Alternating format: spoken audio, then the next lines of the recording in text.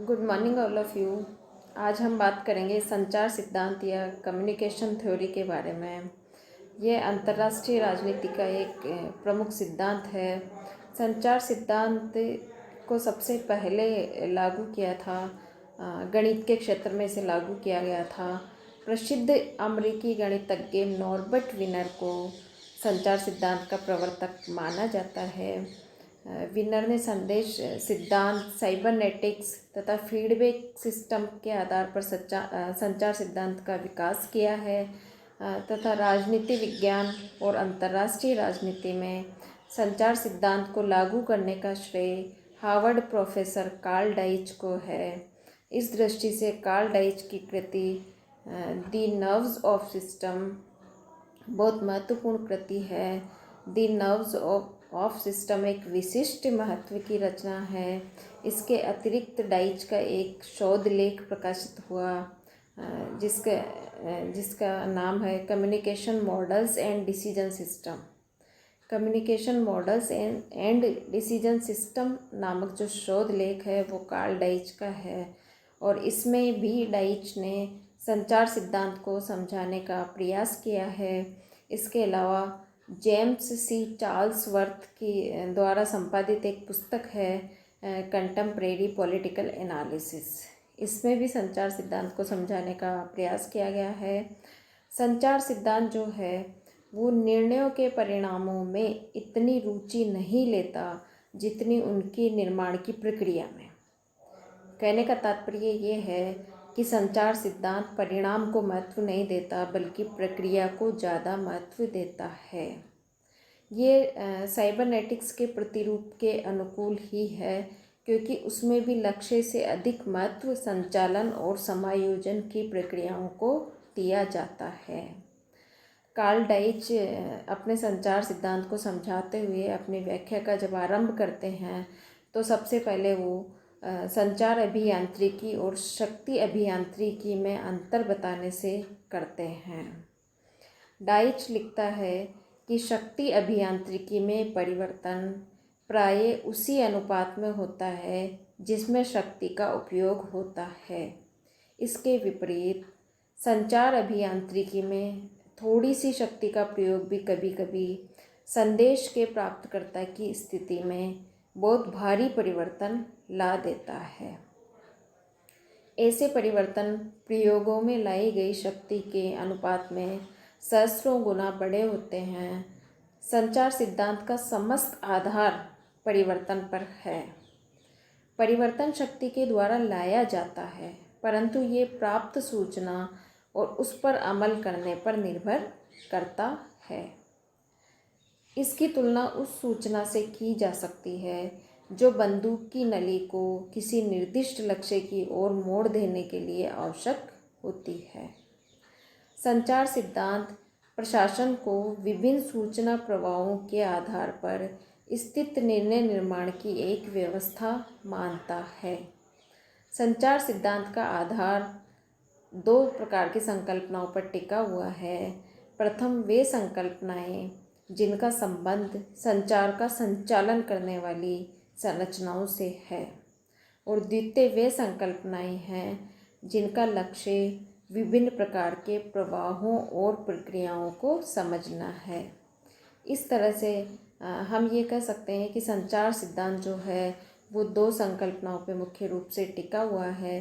प्रथम वे संकल्पनाएं जिनका संबंध संचार का संचालन करने वाली संरचनाओं से है और द्वितीय वे संकल्पनाएं जिनका लक्ष्य विभिन्न प्रकार के प्रवाहों और प्रक्रियाओं को समझना है। पहले वर्ग में वे संरचनाएं आती है जिन्हें हम स्वागतकर्ताओं या स्वागत व्यवस्थाओं या रिसेप्शन सिस्टम्स का नाम दे सकते हैं। दूसरा वर्ग जिनका संबंध सूचना प्रवाहों से अधिक महत्वपूर्ण है। प्रवाह की इस संकल्पना के साथ अन्य संकल्पनाएं भी जुड़ी हुई है जैसे कि चैनल है, भार या लोड है, भार वहनी क्षमता या लोड कैपेसिटी है, ये सब इसके साथ जुड़ा हुआ है। डाइच ने अपना संचार सिद्धांत को और अधिक समझाने के लिए इसमें 4 तत्वों को मुख्य रूप से जोड़ दिया है। इन 4 तत्वों में प्रमुख है, सबसे पहला है भार या लोड, दूसरा है पश्चता या लेग, तीसरा है अधिलाभ या गेन, और चौथा है अग्रता या लीड। भार का अर्थ परिवर्तनों की उस व्यापकता और गति से है जो एक ऐसी व्यवस्था जो उद्देश्य को प्राप्त करना चाहती है अपने लक्ष्यों की स्थिति में ला सकती है। पश्चता का अर्थ निर्णयों और कार्यों के परिणाम के संबंध में सूचना के समय पर और सही रूप में पहुँचाए जाने पर भी व्यवस्था के द्वारा उसे समझने अथवा उस पर सही कार्यवाही करने में शिथिलता से है। तीसरा है अधिलाभ। अधिलाभ का अर्थ है प्राप्त होने वाली सूचना के प्रति अनुक्रिया या रेस्पॉन्स का व्यापक और प्रभावशाली होना। अधिलाभ से तात्पर्य है कि रेस्पॉन्स प्रभावशाली होना चाहिए। अग्रता का अर्थ है कि अपनी प्रस्तावित कार्यवाही के भावी परिणामों का पहले से ही अनुमान लगाकर व्यवस्था इस ढंग से कायम की जाए कि वह निर्धारित लक्ष्य को प्राप्त कर सके। इसके अलावा एक बहुत महत्वपूर्ण चीज़ है संचार सिद्धांत की, जिसे कार्ल डाइच बहुत महत्वपूर्ण मानता है, वो है फीडबैक। नकारात्मक प्रतिसंवरण या नेगेटिव फीडबैक को डाइच संचार सिद्धांत की आत्मा बताता है।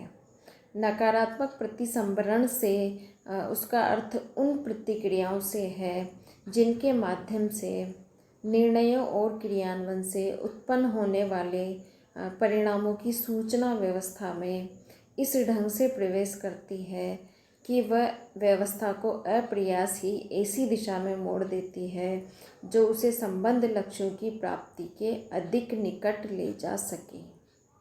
संचार सिद्धांत की मूल मान्यता ये है कि लक्ष्यों तक पहुंचने के लिए प्रतिसंवरण का पर्याप्त मात्रा में होना आवश्यक है।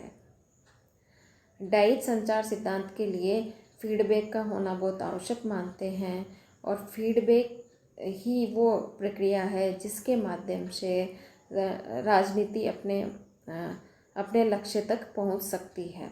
अगर पर्याप्त मात्रा में फीडबैक हो तो अंतर्राष्ट्रीय राजनीति में लक्ष्यों तक पहुंचा जा सकता है। एक अच्छी व्यवस्था की पहचान यही है कि वह सूचना को अविकृत रूप में और ठीक समय पर प्राप्त कर सके और उसके आधार पर अपनी स्थिति और व्यवहार में समय रहते आवश्यक और पर्याप्त परिवर्तन ला सकें। डाइच मानता है कि राजनीतिक व्यवस्था में भी ये सारी प्रक्रिया उतनी ही सरल और व्यवस्थित होनी चाहिए जितनी किसी जीवित प्राणी की तंत्रीय व्यवस्था में होती है। इस तरह से हम कह सकते हैं कि संचार सिद्धांत में नेगेटिव फीडबैक एक महत्वपूर्ण प्रक्रिया है जो संचार सिद्धांत में होनी ही चाहिए।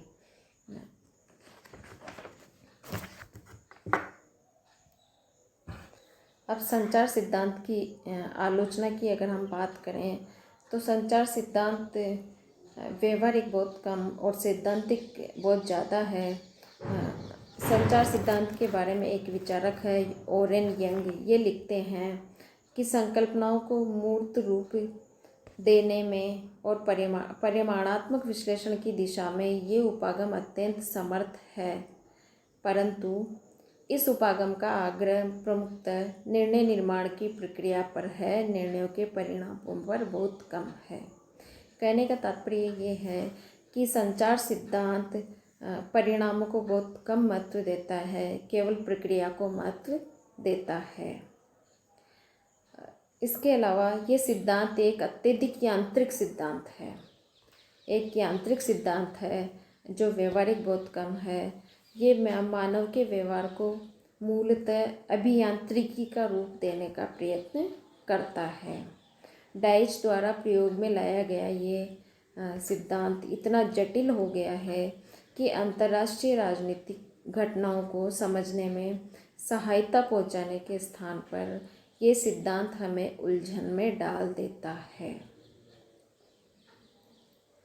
अंतर्राष्ट्रीय राजनीति में संचार सिद्धांत के द्वारा निर्णय निर्माताओं के लिए शक्ति के केंद्र और उसकी बहुत सी गतिविधियों को पहचान लेना संभव हो सकता है, परंतु शक्ति एक विवादास्पद और गतिशील विषय है।